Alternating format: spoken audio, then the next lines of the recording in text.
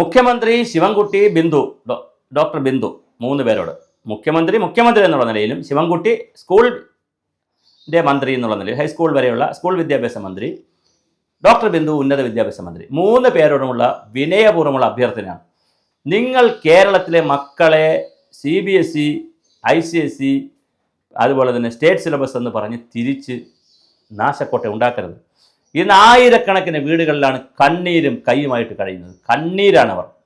എന്തിനാണ് ഇങ്ങനെ കണ്ണീരിലാഴ്ത്തുന്നത്? CBSE സ്കൂളുകളെ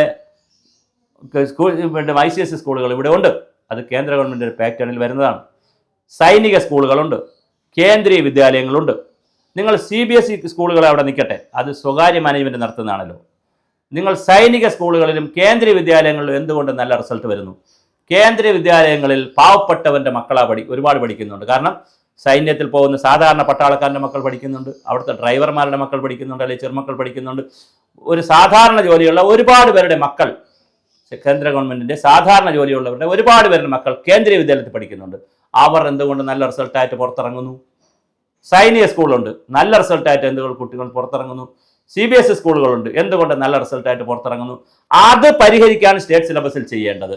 അല്ലാതെ സമീകരണം കൊണ്ടുവരിക, ഇക്വേഷൻ കൊണ്ടുവരിക, പിന്നെ കുറച്ച് കുട്ടികൾക്ക് പിന്നെ ഫിസിക്സ് കെമിസ്ട്രി മാത്സ് എന്നൊക്കെ പറഞ്ഞിട്ട് അതിന് 1 5 3 2 ഈ ഗിമ്മിക്ക് പരിപാടികൾ മതിയാക്കണം. ഇന്ന് വിദ്യാർത്ഥികളെ സംബന്ധിച്ചിടത്തോളം SC/ST വിദ്യാർത്ഥികളുടെ കണക്കെടുക്കാൻ നമുക്ക് അവിടെ നിന്ന് തുടങ്ങാം. SC/ST വിദ്യാർത്ഥികളെ സംബന്ധിച്ചിടത്തോളം അവർക്ക് ഹോസ്റ്റലുണ്ട്, പഠന ഫീസ് ഫ്രീ ആണ്, അവർക്ക് വസ്ത്രങ്ങൾ കൊടുക്കുന്നു, 100,000 പരിപാടികളുണ്ട്. ഇനി ഏതെങ്കിലും തരത്തിൽ ആ കുട്ടികൾക്ക് വീട്ടിൽ സൗകര്യങ്ങൾ കുറവാണെങ്കിൽ ഒരു കണക്കെടുത്ത് അവർക്ക് വീട്ടിൽ സൗകര്യങ്ങൾ, മേശയില്ല, അല്ലെങ്കിൽ കസേരയില്ല, ലൈറ്റില്ല, സൗകര്യങ്ങൾ കുറവാണെങ്കിൽ ജില്ലാ ഗ്രാമ ബ്ലോക്ക് പഞ്ചായത്തുകളുടെ സഹായത്താൽ അവർക്ക് എന്ത് കൊടുക്കാം? ഈ സംവിധാനങ്ങൾ ഒരുക്കി കൊടുക്കണം. എന്നിട്ട് ആ കുട്ടികളെ ഉയർത്തിക്കൊണ്ടുവരണം. പിന്നോക്കക്കാരെ, SC/STക്കാരെ അവരെ ഉയർത്തിക്കൊണ്ടുവരണം. തീർച്ചയായിട്ടും ഉയർത്തിക്കൊണ്ടുവരണം. ജീവിത സാഹചര്യമാണ് പ്രശ്നമെങ്കിൽ, വീട്ടിലെ ജീവിത സാഹചര്യമാണ് പ്രശ്നമെങ്കിൽ അത് ഉയർത്തിക്കൊണ്ടുവരണം. എന്തായാലും സ്കൂളിൽ ഈ പഠിക്കാതെ മാർക്കിട്ട് കൊടുക്കുക, 20 മാർക്ക് അസൈൻമെൻറ്റിന് കൊടുക്കും, അത് 19 മാർക്ക് വരെ കൊടുക്കുക. അവന് എഴുതാൻ അറിഞ്ഞൂടെ, വായിക്കാൻ അറിഞ്ഞൂടെ, പക്ഷേ ഇതിനവർ 19 മാർക്ക് വരെ കിട്ടും. പ്രോജക്റ്റിന് 40 മാർക്ക് ഉണ്ടെന്നാണ് പറയുന്നത്, അതിനവർ 35 മാർക്ക് വരെ കൊടുക്കും. 39 കൊടുക്കുന്ന സ്ഥലവുമുണ്ട്. എന്തിനാണ് ഇങ്ങനെ രക്ഷാർത്ഥാക്കൾ തെറി കിട്ടാതിരിക്കാൻ വേണ്ടി, കുട്ടികൾ കടാരയം കൊണ്ട് വരാതിരിക്കാൻ വേണ്ടി, അല്ലെങ്കിൽ കുട്ടികളുടെ തെറി കിട്ടാതിരിക്കാൻ വേണ്ടി എല്ലാ കുട്ടികൾക്കും മാർക്ക് മാറിക്കൊടുക്കും. അവർ പക്ഷേ അടുത്തൊരു കോമ്പറ്റേറ്റീവ് എക്സാമിന് വരുമ്പോൾ അവർ പുറകോട്ട് പോകും. അവർ PSC എക്സാമിന് വരുമ്പോൾ പുറകോട്ട്. ഇത് നിങ്ങൾ CBSEയിൽ ഇങ്ങനത്തെ സമീകരണമൊക്കെ നടത്തും, PSCയിൽ ഇത് പറ്റുമോ? UPSCയിൽ പറ്റുമോ? സിവിൽ സർവീസിൽ പറ്റുമോ? നിങ്ങൾക്ക് ബാങ്കിങ് മേഖലയിൽ പറ്റുമോ? ഒരു സ്വകാര്യ മേഖലയിൽ ഇത് പറ്റുമോ? അവിടെ ജോലിക്ക് ചെല്ലുമ്പോൾ അവിടെ തള്ളിപ്പോവും. അപ്പോൾ പിള്ളേരെ പഠിപ്പിച്ചിറക്കുകയാണ് ചെയ്യേണ്ടത്. എനിക്ക് അതുകൊണ്ട് ഈ വിദ്യാഭ്യാസ പരിഷ്കരണമായിട്ട് നടക്കുന്ന, വിദ്യാഭ്യാസത്തിൽ ജനാധിപത്യം കൊണ്ടുവരാൻ നടക്കുന്ന, വിദ്യാഭ്യാസത്തിൽ സോഷ്യലിസം കൊണ്ടുവരാൻ നടക്കുന്ന കുറച്ച് പേരുണ്ട്. എല്ലാവരുടെ ആദരവ് നിലനിർത്തി ഞാൻ പറയട്ടെ. ഡോക്ടർ RVG മേനോൻ സർ വളരെ സീനിയറാണ്, എനിക്ക് വളരെ ബഹുമാനമുള്ള ആളാണ്. അദ്ദേഹത്തെ പോലുള്ള ആളുകൾ ഇതിൽ ഇടപെടണം. ഡോക്ടർ ഇക്ബാൽ ഇതിനകത്ത് ഇടപെടണം. ശ്രീരാമകൃഷ്ണൻ അദ്ദേഹത്തിൻ്റെ വയറ്റിപ്പഴപ്പിന് വേണ്ടി ഇങ്ങനെ നടക്കുന്ന ഒരാളെന്നാണ് മറ്റുള്ളവർ പറയുന്നത്. എനിക്കറിഞ്ഞുള്ളൂ, എനിക്കങ്ങനെ അഭിപ്രായമില്ല. കാരണം ഒരു സാധാരണ LP സ്കൂൾ അധ്യാപകൻ എങ്ങനെയാണെങ്കിൽ ഇത്രയും വലിയ ഒരു ഗാദർ കമ്മിറ്റിയിലും എല്ലാത്തിലും കയറി ജനകീയ വിദ്യാഭ്യാസ കൗൺസിലിൻ്റെ യജ്ഞത്തിൻ്റെയൊക്കെ വലിയ നേതാവായിട്ടൊരു സാധാ പീലിക്കോട്, കണ്ണൂർ ജില്ലയിലെ പീലിക്കോടിലെ ഒരു സാധാ സ്കൂളിൽ പഠിപ്പിച്ചിരുന്ന ആൾ വളർന്ന് പിന്നെ +2 എത്തുന്നു, +2 അധ്യാപകനാകുന്നു. പിന്നെ അദ്ദേഹം കേരളത്തിൻ്റെ സിലബസിൻ്റെ വലിയ ചാമ്പ്യനാകുന്നു, ഖാദർ കമ്മിറ്റിയിൽ വരുന്നു. പിന്നെ അദ്ദേഹം കേരളത്തിൻ്റെ വിദ്യാഭ്യാസ വിചക്ഷണനാവുകയാണ് ശ്രീരാമകൃഷ്ണൻ. അതൊന്നും എനിക്ക് അറിഞ്ഞൂടെ എങ്ങനെയാണ്. പക്ഷേ അതേസമയം മറ്റുള്ളവരെ കുറിച്ച് ഞാൻ അഭിപ്രായം പറഞ്ഞു. അങ്ങനെയുള്ള കുറേ. പിന്നെ ഡോക്ടർ CP രാമദാസ് സാറോട് ജീവിച്ചിരിപ്പുണ്ട്. അദ്ദേഹം നല്ല വിദ്യാഭ്യാസമായി നല്ല ബന്ധമുള്ള ആളാണ്, പ്രിൻസിപ്പാളൊക്കെ ആയിരുന്ന ആളാണ്. RVG മേനോൻ സാർ ഇവിടെ ഇരിപ്പുണ്ട്, ജീവിച്ചിരിപ്പുണ്ട്. ഡോക്ടർ ഇക്ബാൽ ജീവിച്ചിരിപ്പുണ്ട്. അതുപോലെ തന്നെ ഡോക്ടർ MB പരമേശ്വരനുണ്ട്, ഡോക്ടർ തോമസ് ഐസക് ഉണ്ട്. അങ്ങനെ വളരെ ബൗദ്ധികമായ രാജൻ ഗുരുക്കളുണ്ട്, ഉന്നത വിദ്യാഭ്യാസത്തിൻ്റെ കൗൺസിൽ ചെയർമാനൊക്കെ ആയിരുന്നു രാജൻ ഗുരുക്കളുണ്ട്, ചെയർമാനായ രാജൻ ഗുരുക്കളുണ്ട്. ഒത്തിരി ആളുകൾ ഇടതുപക്ഷത്തിലുണ്ടല്ലോ.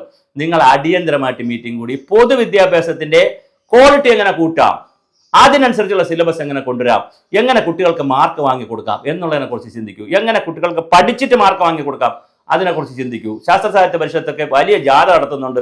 മാർജിനലൈസ് ഇത് പോകും, കുട്ടികൾ പഠിക്കാത്ത കുട്ടികളെ തോൽപ്പിച്ചു കഴിഞ്ഞാൽ ഒരു സമൂഹത്തിൽ എല്ലാവരും അസമത്വം സൃഷ്ടിക്കും.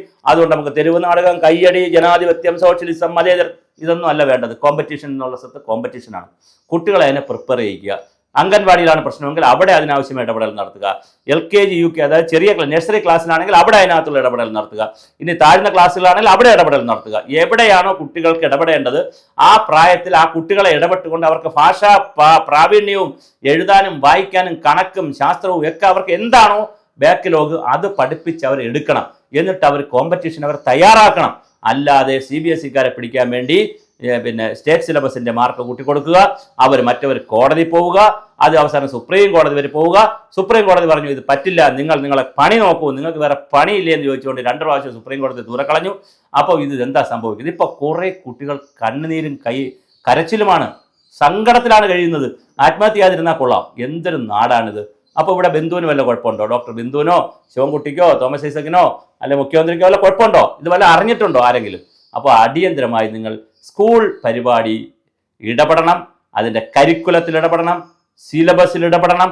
നിങ്ങൾ ഗൗരവമായി കുട്ടികളെ പഠിച്ചുകൊണ്ട് മാർക്ക് വാങ്ങിക്കാൻ ഉള്ള തയ്യാറെടുപ്പുകൾ, അത് ഭൗതികമെങ്കിൽ ഭൗതികം, സാമൂഹികമെങ്കിൽ സാമൂഹ്യം, സാംസ്കാരികമെങ്കിൽ സാമൂഹിക, സാമ്പത്തികം, എന്താണ് അവർ ഇപ്പോൾ കുട്ടികളെ സംബന്ധിച്ചിടത്തോളം നല്ല ക്ലാസ് റൂംസ് ഉണ്ട്, അവർക്ക് യൂണിഫോം ഉണ്ട്, ബസ്സിൽ വരാൻ പറ്റും, അവർക്ക് ഫുഡ് നല്ലത് കൊടുക്കുന്നു, വലിയ സാഹചര്യമാണ്. ഞാനൊക്കെ ഓല കെട്ടിടത്തിൽ പെൻസിലും പേനയും ഒന്നുമില്ലാതെ ഒരു സഞ്ചി വാങ്ങിച്ചാൽ ഒരു വർഷത്തേക്ക് കൊണ്ടു നടക്കുന്ന സാധാ സിൽപ്പർ ചെരുപ്പിട്ട് അങ്ങനെ കഴിഞ്ഞ വർഷത്തെ ബുക്കിൽ ബാലൻസ് ഒരുങ്ങി അതിൻ്റെ കുത്തി കെട്ടിയെടുത്ത് അങ്ങനെയൊക്കെ പഠിച്ചവരാണ് ഓല കെട്ടിടത്തിലൊക്കെ. ഇപ്പം അതെല്ലാം മാറി വെൽ എസ്റ്റാബ്ലിഷ്ഡ് ആയ സംവിധാനമാണ്. മദർ PTA-കൾ, ഫാദർ PTA-കൾ, കോമൺ PTA-കൾ, വേണ്ട ബഹളമാണ്. ജില്ലാ പഞ്ചായത്ത്, ഗ്രാമപഞ്ചായത്ത്, പിന്നെ ബ്ലോക്ക് പഞ്ചായത്ത്, കോർപ്പറേഷൻ, മുനിസിപ്പാലിറ്റി ഒക്കെ പുകയാണ്. പക്ഷേ നമ്മുടെ സ്കൂളിലെ കുട്ടികൾക്ക് എഴുതാനും അറിയില്ല, വായിക്കാനും അറിയില്ല, കണക്കൂട്ടാനും അറിയില്ല. അവർ പുറത്ത് വന്നു കഴിയുമ്പോൾ അവർ അടുത്ത പരീക്ഷയ്ക്ക് തോൽക്കുന്നു, കീം പോലുള്ള പരീക്ഷയ്ക്ക് തോൽക്കുന്നു. ഇനി നാഷണൽ പരീക്ഷയ്ക്ക് നമുക്ക് എന്നെ വല്ലതും ചെയ്യാൻ പറ്റുമോ? നീറ്റിന് ഇതുപോലെ വല്ലതും സമീകരണം വല്ലതും നടക്കുമോ? മറ്റ് സ്റ്റേറ്റിൽ ഈ കുട്ടികൾ പോയി പരീക്ഷ എഴുതാൻ നടക്കുമോ? ഒന്നും നടക്കത്തില്ല. അതുകൊണ്ട് ഈ ഗിമ്മിക് പരിപാടികൾ നടപ്പിലാക്കുക. ഞാൻ മനസ്സിലാക്കുന്നതനുസരിച്ച് ഈ വർഷം തകൃതിയായി അത് ചെയ്തത് കൊണ്ടാണ് കുട്ടികൾക്ക് പ്രശ്നം പറ്റിയത്. അങ്ങനെ ചെയ്യാതെ അടുത്ത വർഷം ഭംഗിയായി ചെയ്യാൻ വെച്ചുകൊണ്ടിരിക്കുകയാണ് ബിന്ദു. ഇത് അങ്ങനെ അടുത്ത വർഷം ഭംഗിയായി ചെയ്യുമ്പോൾ CBSE-കാരെ നിങ്ങൾ നശിപ്പിക്കും. നിങ്ങൾ മനസ്സിലാക്കേണ്ടത് CBSE ആയാലും ICSE ആയാലും പിന്നെ ഏത് സ്ട്രീമിലായാലും നമ്മുടെ മക്കളുടെ കുട്ടികളാണ്. അവർ കേരളത്തിൻ്റെ മക്കളാണ്. അവർ നാളെ ഇവിടെ വളർന്നു വരേണ്ടവരാണ്. അവരിവിടുത്തെ സിവിൽ സർവീസിലും ഡോക്ടർമാരും എഞ്ചിനീയർമാരും വ്യവസായികളും രാഷ്ട്രീയക്കാരും സകല മേഖലയിലും ഉദ്യോഗസ്ഥരായിട്ടും എല്ലാവരും വരേണ്ടവരാണ്, മക്കളാണ്. അവരെ സംബന്ധിച്ചിടത്തോളം അവരെ CBSE ICSE സ്റ്റേറ്റ് സിലബസ് എന്നൊക്കെ പറഞ്ഞ് ഇങ്ങനെ ഇട്ട് കളിക്കുന്നതിൽ സർക്കാർ അതിൽ നിന്ന് പിന്മാറണം. അത് സർക്കാർ ഇങ്ങനത്തെ കളിയല്ല നടത്തേണ്ടത്. ഞാനീ പറഞ്ഞു സൈനിക സ്കൂൾ, കേന്ദ്രീയ വിദ്യാലയത്തിലൊക്കെ ധാരാളം പാവപ്പെട്ട കുട്ടികൾ പഠിക്കുന്നുണ്ട്. അവർ നന്നായി പഠിക്കുന്നുണ്ടല്ലോ, അല്ലെങ്കിൽ പിന്നെ അവരെങ്ങനെ പുറകോട്ട് പോവില്ല. അപ്പോൾ അതല്ല വിഷയം. സ്കൂളിൽ അധ്യാപകർക്കാണ് പ്രശ്നമെങ്കിൽ അത് പരിഹരിക്കണം. ഇനി സ്റ്റാഫിൻ്റെ ഷോർട്ടേജ് ആണെങ്കിൽ അത് പരിഹരിക്കണം. കെമിസ്ട്രി പഠിച്ച ആൾ ഇംഗ്ലീഷ് പഠിപ്പിക്കുന്നത് ഇപ്പോഴും പഠിപ്പിക്കുന്നുണ്ട്. ഹിസ്റ്ററി പഠിച്ച ആൾ ജോഗ്രഫി പഠിപ്പിക്കുന്നുണ്ട്. ഇത് 1000 വട്ടം നമ്മൾ പറഞ്ഞതാണ്. ഒരു CBSE സ്കൂളുകളിൽ ഇതൊന്നും നടക്കാറില്ല, ഒരു സൈനിക സ്കൂളിൽ നടക്കാറില്ല, ഒരു കേന്ദ്രീയ വിദ്യാലയത്തിലൊന്നും നടക്കാറില്ല. അവിടെ അതാത് സബ്ജക്റ്റുകാരായിരുന്നു പരമാവധി പഠിപ്പിക്കുന്നത്. താഴ്ന്ന ക്ലാസ്സുകളിൽ വ്യത്യാസമുണ്ട്, ഉയർന്ന ക്ലാസ്സുകളിൽ ഒരു കാരണവശാലും അതാത് സബ്ജക്റ്റുകാരല്ലാത്തവർ പഠിപ്പിക്കുന്നില്ല. അതേസമയം സർക്കാർ സ്കൂളുകളിൽ ഇങ്ങനൊരു പണിയുണ്ട്. കെമിസ്ട്രി പഠിപ്പിച്ചവൻ ഇംഗ്ലീഷ് പഠിപ്പിക്കുന്നു, ഹിസ്റ്ററി പഠിപ്പിച്ചവൾ ഇംഗ്ലീഷ് പഠിപ്പിക്കുന്നു.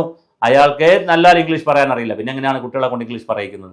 അതുപോലെ ജോഗ്രഫിയിൽ വലിയ പ്രതിസന്ധിയാണ്.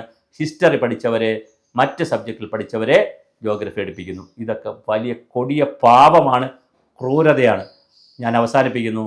ഒരു രാജ്യത്തെ ഒരു തലമുറയെ നശിപ്പിക്കാൻ ഒന്നുകിൽ വിദ്യാഭ്യാസം കൊടുക്കാതിരിക്കാം, അല്ലെങ്കിൽ വികലമായ വിദ്യാഭ്യാസം കൊടുക്കാം. നമുക്ക് വികലമായ വിദ്യാഭ്യാസം കൊടുത്ത് അവരെ പൊളിറ്റിക്കൽ അടിമകളാക്കി എന്നും വോട്ട് ബാങ്ക് രാഷ്ട്രീയത്തിന് ക്യൂ നിർത്താം.